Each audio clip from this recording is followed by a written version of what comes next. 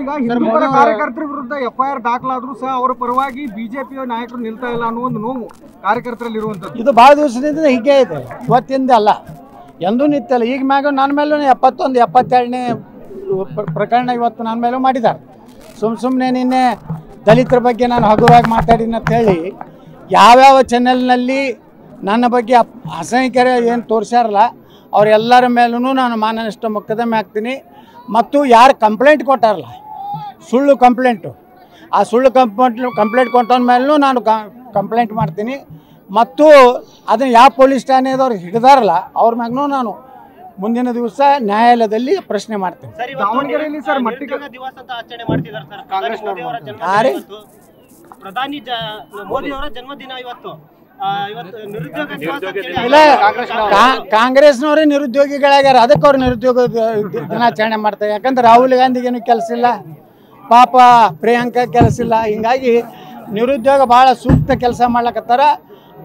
ಮೋದಿಯವರು ಕಾಂಗ್ರೆಸ್ಗೆ ನಿರುದ್ಯೋಗ ದಿವಸ ಆಚರಣೆ ಮಾಡುವಂಥ ಅವಕಾಶ ಈ ದೇಶದಲ್ಲಿ ಕೊಟ್ಟಾರೆ. ದಾವಣಗೆರೆಯಲ್ಲಿ ಮಟ್ಟಿಕಲ್ನಲ್ಲಿ ಛತ್ರಪತಿ ಶಿವಾಜಿ ಮಹಾರಾಜರು ಅಫ್ಜಲ್ ಖಾನ್ನ ವಧೆ ಮಾಡುವಂತ ಚಿತ್ರವನ್ನ ಬದಲಾವಣೆ ಮಾಡಲು ಹೇಳಿದ್ರು, ಒತ್ತಾಯಪೂರ್ವಕ ಬದಲಾವಣೆ ಮಾಡಿಸಿದ್ರು. ಇದಾದ ಬಳಿಕ ಮೊನ್ನೆ ವಿಸರ್ಜನಾ ಮೆರವಣಿಗೆಯಲ್ಲೂ ಸಹ ಕಪ್ಪು ಪಟ್ಟಿ ಕಟ್ಕೊಂಡು ಒಂದು ರೀತಿ ಶೋಕಾಚರಣೆ ರೀತಿ ಮೆರವಣಿಗೆ ಮಾಡುವ ಪರಿಸ್ಥಿತಿ ಬಂದಿದೆ. ಇಲ್ಲ, ಈ ಜಿಲ್ಲಾ ಉಸ್ತುವಾರಿ ಸಚಿವರಿಗೆ ನಾಚಿಕೆ ಆಗಬೇಕು. ಯಾವ ರೀತಿ ಹಿಂದೂ ಸಮಾಜದ ಮೇಲೆ ಒಂದು ರೀತಿ ಅವ್ರು ಮಾತಾಡೋ ಮಸೀದಿಯ ಮುಂದೆನೇ ಬೋರ್ಡ್ ಹಾಕ್ಬೇಕತ್ತಿದೆಯಾ ಒಂದು ನಾನು ನೋಡಿದೆ. ಅದು ಅಂದರೆ ಬರೀ ಇವ್ರಿಗೆ ಮುಸ್ಲಿಮರಟ್ಟೆ ಓಟ್ ಹಾಕಿದ್ದಾರೆ ಶಾಮನೂರವ್ರಿಗೆ. ಮುಂದಿನ 2028ಕ್ಕೆ ಸಾಬರಟ್ಟೆ ಶಾಮನೂರು ಕಂಪ್ನಿಗೆ ಹಾಕ್ತದೆ, ಉಳಿಕಿದೆಲ್ಲ BJP ಹಿಂದುತ್ವ ಕಡೆನೇ ಹಾಕ್ತಾರೆ. ನಾವು ಈಶ್ವರಪ್ಪನವ್ರು ಕೇಂದ್ರಕ್ಕೆ ಹೋಗೋದಿಲ್ಲ. ಯಾರು ಕೇಂದ್ರಕ್ಕೆ ಹೋಗಲಕ್ಕೆ ಅರ್ಹತೆ ಇದ್ದವರು ಇಂಗ್ಲೀಷ ಬರೋರು ಹೋಗ್ತಾರೆ. ನಮ್ಗೆ ಇಂಗ್ಲೀಷ್ ಬರೋದಿಲ್ಲ, ನಾವು ಕನ್ನಡ ಮಾತೆಯ ಭುವನೇಶ್ವರ ಸೇವೆ ಮಾಡ್ಕೊತ ಇಲ್ಲೇ ಇರ್ತೀವಿ. ಅದು ಬೇರೆ ಪಕ್ಷದವ್ರು ನಿಮಗೆ ನೋಡ್ರಿ, ನಾ ಯಾವ ಪಕ್ಷಕ್ಕೆ ಹೋಗ್ಬೇಕು ಹೇಳಿ ನೋಡು. ನಾ ಬೇರೆ ಪಕ್ಷಕ್ಕೆ ಹೋಗೋ ಪ್ರಶ್ನೆ ಇಲ್ಲ. ನಾ ಅಲ್ಲಿ ಮೊನ್ನೆ ವಿಧಾನಸಭೆಗೆ ಹೇಳೀನಿ, ನಾನು ಯಾವುದೇ ಪರಿಸ್ಥಿತಿಯಲ್ಲಿ ಸತ್ರು ಸಹ ಕಾಂಗ್ರೆಸ್ಗೆ ಹೋಗೋದಿಲ್ಲ, JDSಗೆ ಹೋಗೋದಿಲ್ಲ. ಮುಂದೆ ಚಿಂತನೆ ಮಾಡೋಣ. ಈಶ್ವರಪ್ಪನವರು ನಾವು ಎಲ್ಲ ಕೂಡ ನಿರ್ಣಯ ಮಾಡಿದ್ದೆವು ಏನು ಮಾಡಬೇಕು ಅನ್ನೋದು. ಆ ನಿರ್ಣಯ ಪ್ರಕಾರ ನಾವು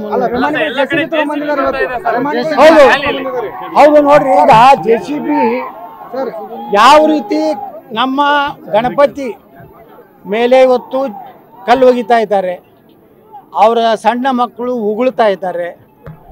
ಉದ್ದೇಶಪೂರ್ವಕವಾಗಿ ಗಣೇಶನ ಚತುರ್ಥಿಯಲ್ಲಿ ನಮ್ಮ ಮಸೀದಿಯ ಮುಂದೆ ಕುಣಿಬಾಡುತ್ತಾರೆ. ಇವ್ರು ಕಟ್ಟಿದಂಥ 90% ಮಸೀದಿಗಳು ಇಲ್ಲಿಗೆಲ್ಲ ಅದಾವೆ ಈ ರಾಜ್ಯದಲ್ಲಿ.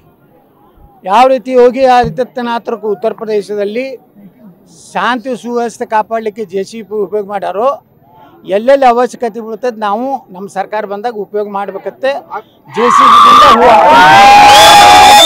ಅಭಿಮಾನಿಗಳು ಇವತ್ತು JCBನ ತಗೊಂಡ್ಬಂದು ಸ್ವಾಗತ ಮಾಡಿದ್ದಾರೆ. ಇಲ್ಲ, ಎಲ್ಲ ಕಡೆ JCBನೇ. ನಮ್ಮ ಸರ್ಕಾರ ಬಂದ ಕೂಡನೇ ಎಲ್ಲ ಮುಂದೆ ಪ್ರಮಾಣ ವಚನ ಆದ್ಮೇಲೆ JCB ಮೆರವಣಿಗೆ ಆಗ್ತದೆ ಬೆಂಗಳೂರಿನಲ್ಲಿ.